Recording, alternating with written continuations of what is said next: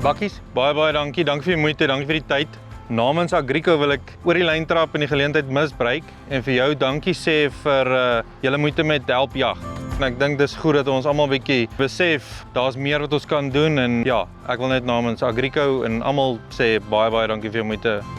Dankie Theo. Ja, Help Jag is 'n ding wat naby my hart is. Ons het so 'n paar dae terug die jaarlikse golfdag gehad. Die stadium voer ons 8000 kinders 'n dag met al die mense se hulp daar buite en sonder ouens soos julle is dit nie moontlik nie. So van my kant af wil ek wel ook sê dankie vir julle wat regtig elke jaar 'n bydrae gee en regtig 'n verskil maak.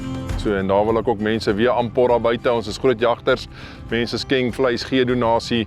Dis vir 'n baie goeie doel.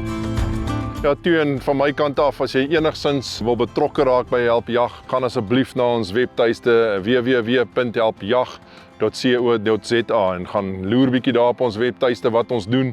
En weer eens van my kant af kan ek julle waarborg. Ek sit my Bakkies Botha stamp daarop. Dit wat julle gee, kom by die regte plekke uit.